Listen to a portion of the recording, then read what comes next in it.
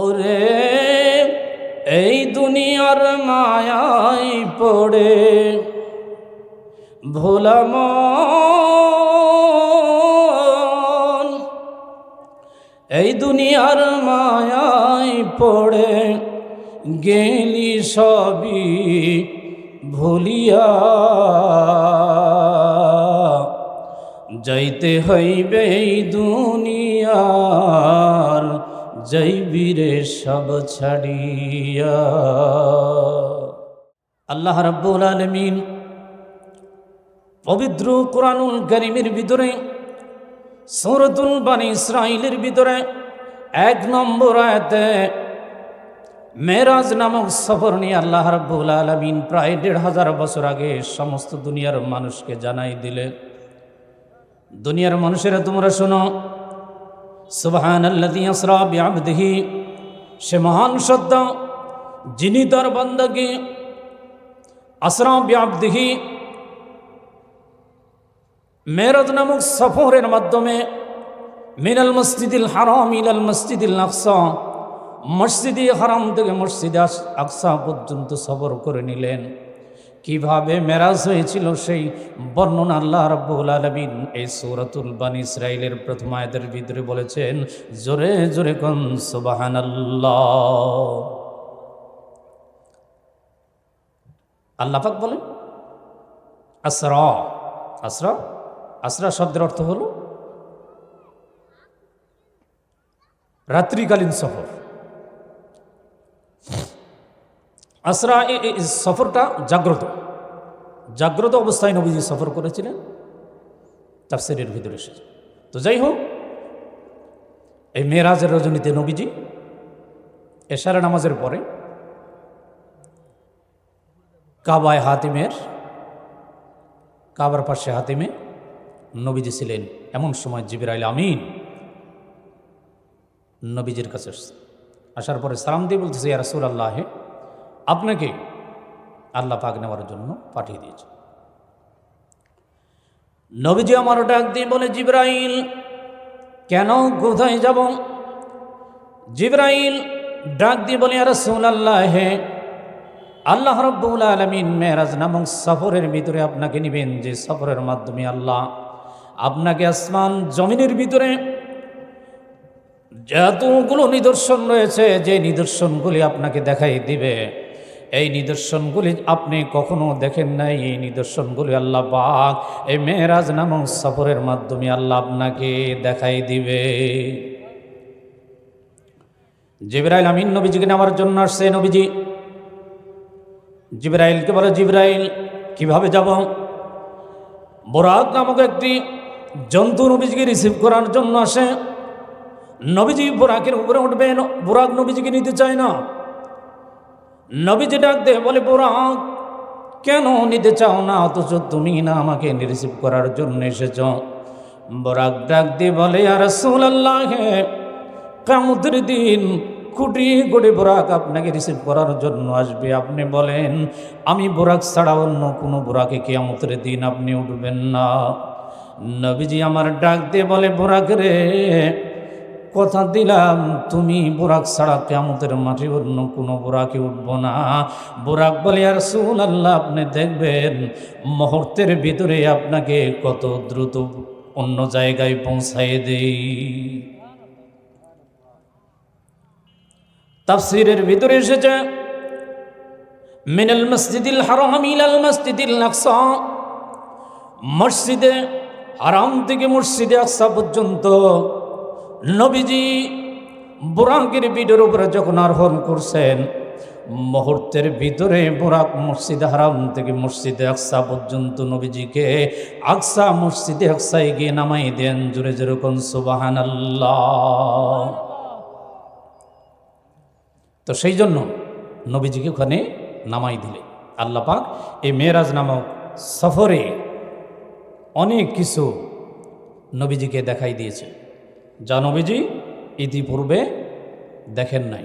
আল্লাহ পাক এই মেরাজ নামক সফরের মাধ্যমে সব দেখিয়ে দিলেন। নবীজি এখানে গেলেন। আমরা যে তাফসির মাহফিল আজকে আমরা শুনছি, এই তাফসির মাহফিলের মূল বিষয় হচ্ছে মাদ্রাসা কেন্দ্রিক আজকের এই তাফসিরি মাহফিল, যেখানে কোরআন শিক্ষা দেওয়া হয়, যেখানে কোরআন হাদিসের পাশাপাশি জেনারেল শিক্ষার ব্যবস্থা অত্র প্রতিষ্ঠানের ভিতরে রয়েছে। তো এখানে পড়লে আপনার আমার ছেলে কোরআন হাদিস ভিত্তিক দুনিয়ার সায়েন্স, গণিত, ইংরেজি সব বিষয় পারদর্শী হয়ে উঠবে।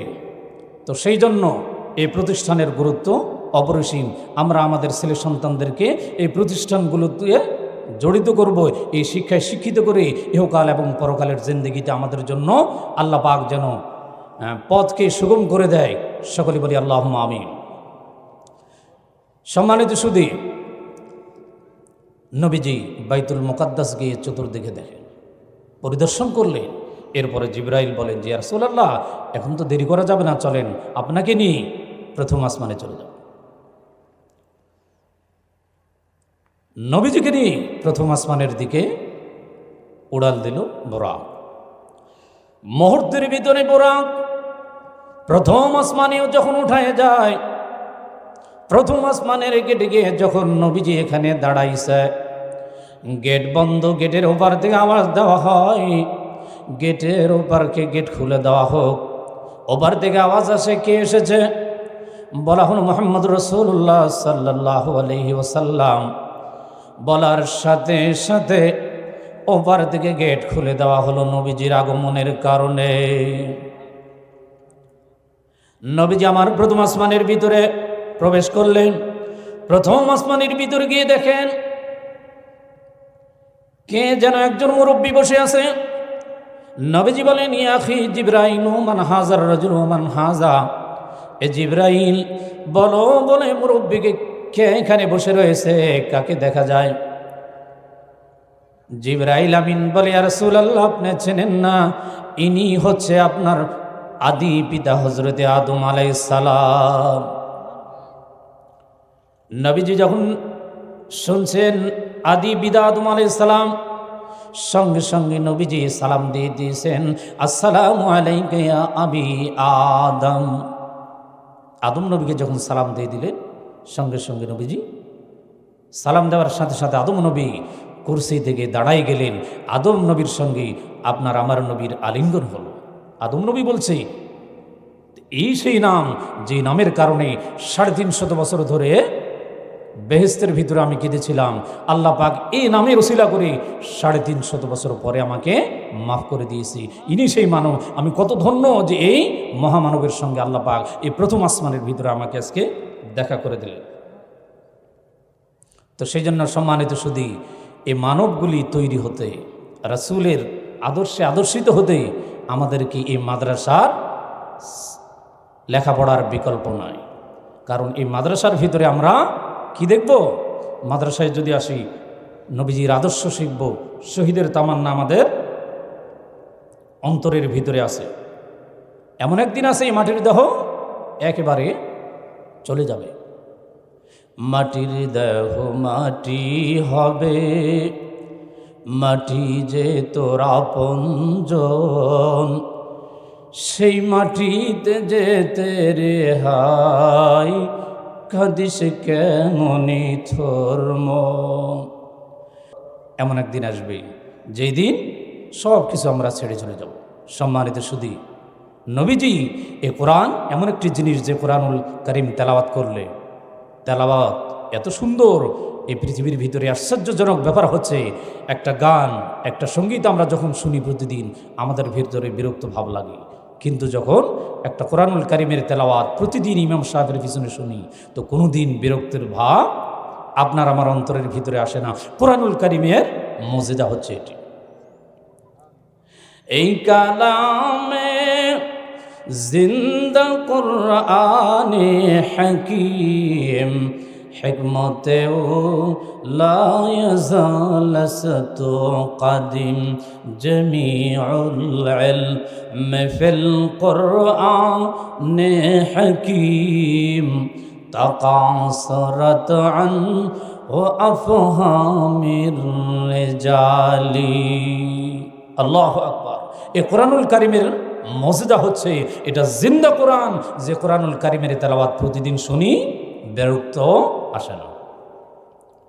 সম্মানিত শুধু মসজিদে নববীতে নবীজি কোরআন তেলাওয়াত করেন, শুধু মুসলিম নয়, কাফির বেঈমানেরা রাতের অন্ধকারে মসজিদে নববীর চতুর্দিকে কোরআন তেলাওয়াত শুনতেন। যখন নবীজি কোরআন তেলাওয়াত করে, গভীর রজনীতে আবুল আহাব মসজিদে নববীর ভিতরে চতুর্দিকে প্রদক্ষিণ করে দেখে কেউ আসছে নাকি কোরআন শুনতে। এমন এক সময় ভিজিট করে দেখা যায় কোরআনুল কারিমের তেলাওয়াত শোনার জন্য একজন নয়, দুইজন নয়, অসংখ্য কাফের মসজিদে নববীর চতুর্দিকে দাঁড়া। আবুল আহাব ডাক দিয়ে বলে, কে রে তোমরা এখানে? দেখা যায় সব কাফের নেতারা, কাফের মুশরিকরা। পরদিন কনফারেন্স হলো। আবুল আহাব কনফারেন্সের ভিতরে জানাই দেয়, মুহাম্মদের কোরআন তেলাওয়াত শুনতে যাওয়া যাবে না। এই কোরআন তেলাওয়াত যারা শুনবে তাদেরকে আমরা আইনের আওতায় নিয়ে আসব। পরদিন দেখা গেল নেতারা যখন ঘোষণা করছে সাধারণ মানুষ এখানে কেউ নাই। আবুল আহাব গভীর রাতে চিন্তা করল, ঘোষণা যখন দিয়েছি কেউ আর যাবে না, সুতরাং আমি একা একাই মুহাম্মদের কোরআন তেলাওয়াত শুনব। আবুল আহাব এক পাশে গিয়ে দাঁড়ানো, উতবা এক পাশে দাঁড়ানো, সাইবা, আবু সুফিয়ান চতুর্দিকে। তারা যখন মসজিদে নববীর অন্ধকারের ভিতরে দাঁড়ায় দাঁড়ায় নবীজির কোরআন তেলাওয়াত শুনে, আল্লাহর নবী সুরলা কণ্ঠে এমন তেলাওয়াত করতেছে, বিসমিল্লাহির রহমানির রহিম, তাহা মা আনজালনা আলাইকাল কুরআন লিতাশকা। নবীজি আমার কোরআন তেলাওয়াত করে, কাফির মুশরিকের নেতারা চারদিকে অন্ধকারের ভিতরে তারা কোরআন তেলাওয়াত শুনে। এমনই এক সময় কোরআন তেলাওয়াত শুনতে শুনতে সামনের দিকে যখন গেছে, একজনের সঙ্গে ধাক্কা লেগে গেছে। হাতটি ধরার পরে আবুল আহাব বলে, তুমি কে? দেখে উতবা। আরেকটু সামনে গিয়ে দেখে আরেকজন, সাইবা, একরামা থেকে শুরু করে কাফেরদের যারা বড় বড় নেতা ছিল তারা সামনে এখানে দাঁড়াই গিয়েছে। তারা দাঁড়ানোর পরে ডাক দিয়ে বলে, কি ব্যাপার? আপনারা ঘোষণা করেছিলাম যে মুহাম্মদের কোরআন তেলাওয়াত আর কেউ শুনবে না, কিন্তু আজকে তো দেখি আমাদের অধীনস্থ যারা তৃণমূল পর্যায়ের মানুষ রয়েছে তারা তো কেউ আসে নাই, কিন্তু নেতারাই আমরা নীতির ভঙ্গ করে ফেলেছি। তারা হাত দিয়ে বলে, আর কখনো মুহাম্মদের কোরআন তেলাওয়াত শুনতে যাওয়া যাবে না, তোমরা এদিক থেকে সকলে আমরা সাবধান হয়ে যাই। সম্মানিত সুধী, কেন তারা কোরআন শুনতে গিয়েছিলেন? এই কোরআনুল কারিমের ভিতরে এমন মধুর রস আল্লাহ পাক দিয়ে দিয়েছেন, কিয়ামত পর্যন্ত দেখেন যতই কোরআন তেলাওয়াত শুনি, এক হুজুরের মুখে যখন শুনি এক মতো, আরেকজনের মুখে যদি শুনি আরেক মতো, যতই কোরআনের তেলাওয়াত শুনি ততই মধুর লাগে, মিষ্টি লাগে। আল্লাহ পাক কি জাদু এর ভিতরে দিয়ে দিলেন। সম্মানিত সুধী, সেই জন্য এই কোরআন তেলাওয়াত আমরা শুনব। কোরআন তেলাওয়াত যদি আপনার আমার ভিতরে থাকে, যে বাড়ির ভিতরে কোরআন তেলাওয়াত হবে, কুড়ে ঘর যদি হয়, আল্লাহ পাক এই কুড়ে ঘরের ভিতরে শান্তির ব্যবস্থা করে দিবে। 10 তলার ভিতরে শান্তি থাকতে পারে না, আল্লাহ পাক শান্তি দিলে গাছতলার ভিতরে দিতে পারে কিনা? 5 তলাতে নাই রে শান্তি, শান্তি আছে গাছতলায়। পাইবি যদি সেই শান্তি তুই, আল্লাহর কোরআন পড়ে দেখ মাদ্রাসায়। 10 তলাতে নাই রে শান্তি, শান্তি আছে গাছতলায়। কি কন? শান্তি দেওয়ার মালিক আল্লাহ। আল্লাহ পাক যদি শান্তি দেয়, গাছতলার ভিতরেও শান্তি মানুষের ভিতরে আসতে পারে, পারে কিনা? আল্লাহ রাব্বুল আলামিন আমাদের এই মাদ্রাসার কর্তৃক আয়োজিত যে মাহফিল, এই মাহফিলের মূল ফোকাস হচ্ছে এখানে এলেমের কারিগর তৈরি করা। এই এলেমের কারিগর যেখানে কোরআন তেলাওয়াত করা হয়, নবীজির কোরআন তেলাওয়াত শুনে যেমন বিধর্মীরা এসেছিল, এখানে যদি কোরআনুল কারিমের ফোকাস হয় তাহলে এখানে মুসলমানদের ভিতরে যে ইসলাম থেকে বঞ্চিত হয়ে যাচ্ছে আপনার আমার ছেলে সন্তানগুলো। আগে দেখা যেত মসজিদের ভিতরে মক্তব, সকালবেলা মক্তবের কোরআন তেলাওয়াত আমাদের প্রত্যেকটা মসজিদে হতো। বিধর্মীদের কি চালচরণ আমাদের ভিতরে এসে গেল। সকালবেলা কিন্ডার গার্ডেনগুলো এমন সময় চালু করা হয় যে সময় সকালবেলা বাচ্চারা ঘুম থেকে উঠে মক্তবে আধা ঘন্টা সময় দিবি, এই সময়টা আপনার আমার ভিতরে হয় না। এই সময়টা তারা এখান থেকে নিয়ে আপনার আমার ছেলে সন্তানদেরকে এই কেজি স্কুল কিন্ডার গার্ডেনের দিকে তারা ইনভাইট করে দিয়ে ইংলিশ মিডিয়ামের দিকে তারা ঝুঁকে নিতে চায়। সম্মানিত সুধী, আমরা সেখান থেকে ফিরিয়ে আমাদের সন্তানকে এই মাদ্রাসার ভিতরে দিব। মাদ্রাসায় আপনার আমার সন্তান যদি থাকে তাহলে এই মাদ্রাসার ভিতরে দিয়ে তারা কোরআন হাদিস শিখবে, জেনারেল শিখবে, সব কিছু শিখবে। এখানে বিজ্ঞানের ব্যবস্থা রয়েছে, এখানে আপনার ছেলে সায়েন্স, আর্টস, কমার্স সব কিছু শিখতে পারবে। এখান থেকে সেইভাবে সিস্টেম আমাদের তৈরি করা রয়েছে। সম্মানিত সুধী, সবশেষে আমি বলতে চাই, নবীজি ফতে মক্কা এই কোরআনুল কারিমের বিজয় যখন হয়েছিল, ফতে মক্কা যখন হয়, নবীজি একটা আয়াত পড়তেছিলেন। কি আয়াতটা? বিসমিল্লাহির রহমানির রহিম, ওয়াকুল জাআল হাক্কু ওয়া যাহাকাল বাতিল ইন্নাল বাতিলা কানা যাহুকা।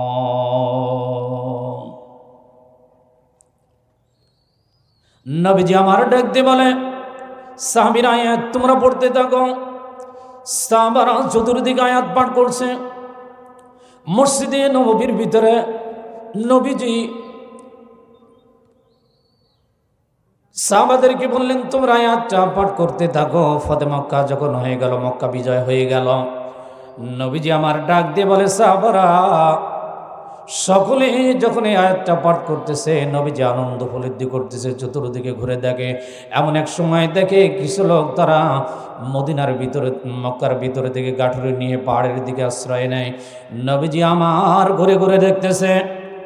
হঠাৎ করে দেখে একটা বুড়িমা এখানে গাঠটি গুট্টি নিয়ে মাথায় কিন্তু বোঝাই নিয়ে সামনের দিকে যায়, যেতে পারছে না। নবীজি আমার তার সামনে গিয়ে বলে, বুড়িমা কোথায় যাও? বুড়িমা ডাক দিয়ে বলে, আশ্চর্য যুবক, তুমি কি দেখো না আব্দুল্লাহর পোলা মোহাম্মদ আজকে মক্কা নগর গোটাই দখল করে ফেলেছে, এখানে থাকা যাবে না। নবীজি আমার ডাক দিয়ে বলে, ও বুড়িমা, তুমি কি মোহাম্মদকে দেখেছো? বলে, না আমি দেখিনি, তবে দেখতে চাই না। কয় ঠিক আছে। নবীজি বুড়িমার গাঠুরি রহমতুল্লিল আলামিন মাথায় নিয়ে সামনের দিকে চলে, আর বুড়িমা পিছনের দিকে পাহাড়ের দিকে যখন আশ্রয় গ্রহণ করবে, বুড়িমা পাহাড়ের ভিতরে গিয়ে বলে, কে গো, তোমরা কোথায় আছো? এই পাহাড়ের ভিতরে আশ্রয় দাও, আমি আব্দুল্লাহর পোলা মোহাম্মদের ভয়ে পাহাড়ের ভিতরে আশ্রয় নিতে এসেছি। পাহাড়ের লোকজন ডাক দিয়ে বলে, বুড়িমা, যে পাহাড়ের ভিতরে মোহাম্মদের ভয়ে তুমি আশ্রয় নিতে এসেছ, এই আব্দুল্লাহর পোলা মোহাম্মদের ভয়ে তুমি এখানে আশ্রয় নিবে, কিন্তু কোন সাহসে আব্দুল্লাহর পোলার মাথায় তুমি বোঝা বহন করে এই পাহাড়ের নিচে আশ্রয় নিতে চাও? বুড়ি একবার নবীজির চেহারার দিকে দেখে, আর একবার জনগণের দিকে দেখে। এমন এক সময় লোকজনদেরকে ডাক দিয়ে বলে, অহে লোক সকল, তোমরা শুনে নাও, এটাই যদি আব্দুল্লাহর পোলা মোহাম্মদ হয়, সত্যি সত্যি এটাই যদি আব্দুল্লাহর পোলা মোহাম্মদ হয়, এই মানুষকে কষ্ট দিতে পারে না, এই মানুষটা সকলের জন্য রহমত স্বরূপ। বুজুর্গান সুবহানাল্লাহ। মা আরসালনাকা ইল্লা রাহমাতাল লিল আলামিন সাইয়্যিদুল কাওনাইন খাতমুল মুরসালিন আখির আমদ বুদ ফখরুল আউয়ালিন।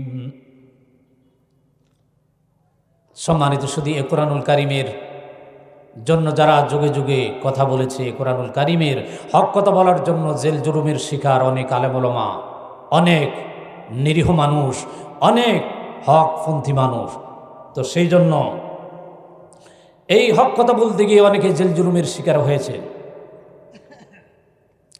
তুমি নির্দোষীরে দোষী বানাও ভবের জেলখানায়, অপরাধ করিয়া কেহ শাস্তি নাহি পায়।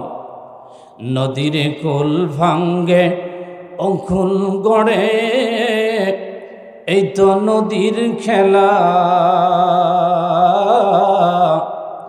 সকাল বেলার ধনী রে তুই, ফকির সন্ধ্যা বেলা রে, কি খেলা খেলাইলা দয়াল রে ও দয়াল, খেলা চমৎকার,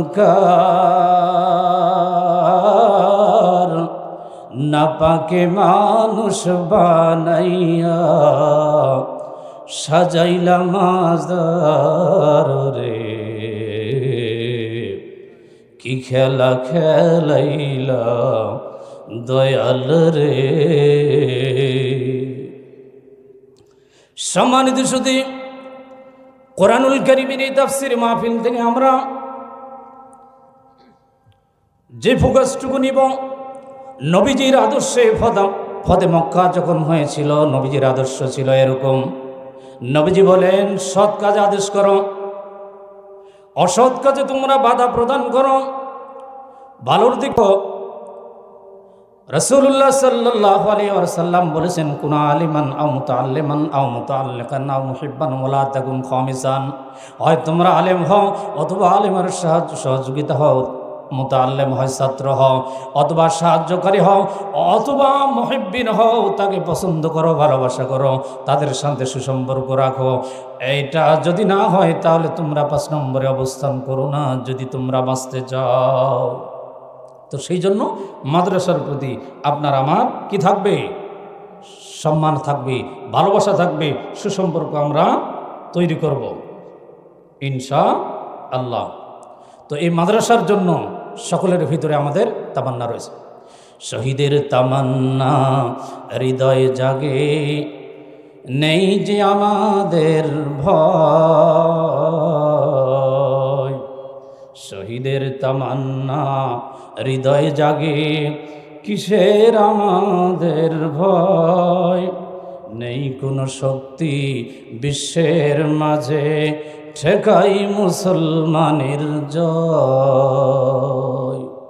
সম্মানিত সুধী, এই যুগে যুগে হক কথা বলতে গিয়ে জেল জুলুমের শিকার নয়, মৃত্যুর কাছে কেউ মাথা নত করে নেয়।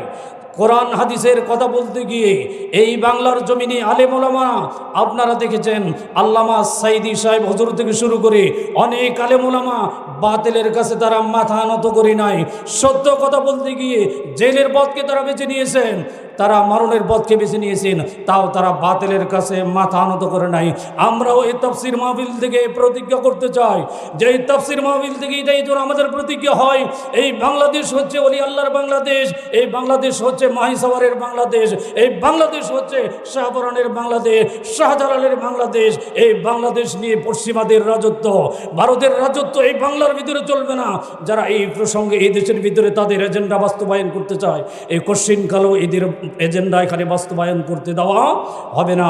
আমরা এই স্বাধীন বাংলা, এই বাংলার জীবনে, এই বাংলার জন্য কত শহীদ রক্ত দিয়েছে, লাখো শহীদের রক্তের বিনিময়ে অর্জিত এই সোনার বাংলা।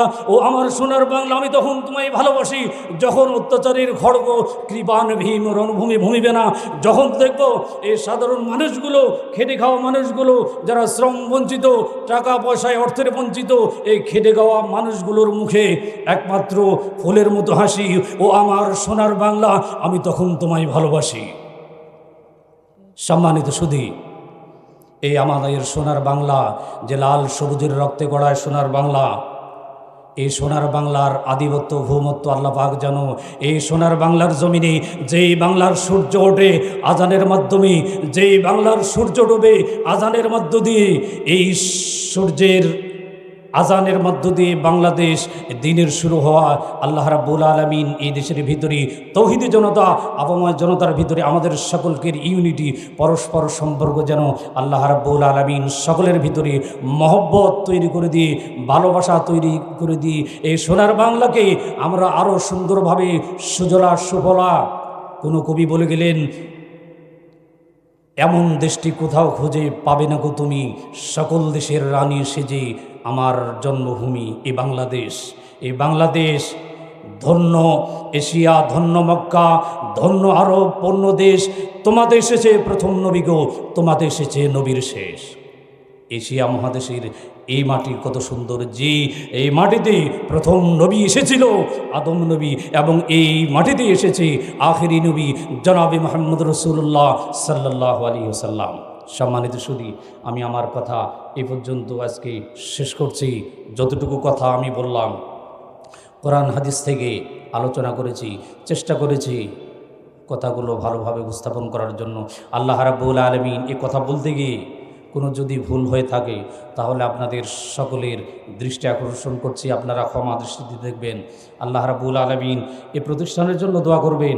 আল্লাহ পাক এই তাফসির মাহফিলের মধ্য দিয়ে এই প্রতিষ্ঠানের ফোকাস সারা বিশ্বের মুসলিমদের অন্তরের ভিতরে, অত্র এলাকার যে 6 গ্রাম, বড়াইল, সোনাদিঘি, কৃষ্ণপুরম, ভবানীপুর, মনোহরপুর, বান্দকুরমাইল, এই 6 গ্রাম মিলে যে মাদ্রাসা, এই মাদ্রাসাটা আল্লাহ রাব্বুল আলামিন এই মিডিয়ার মাধ্যমে সারা বাংলার ভিতরে আমাদের এই দিনের প্রচারটুকু এখান থেকে যেন সারা বিশ্বের ভিতরে পৌঁছায় দেয়, এই এবং দিনের প্রচার প্রসার এবং শিক্ষার প্রচার এখান থেকে যেন হয়, এই আশাবাদ আমি ব্যক্ত রেখে এই তাফসির মাহফিলের আজকের আমার কথা এখান থেকে আমি শেষ করছি। আসসালামু আলাইকুম ওয়া রাহমাতুল্লাহি ওয়া বারাকাতুহু।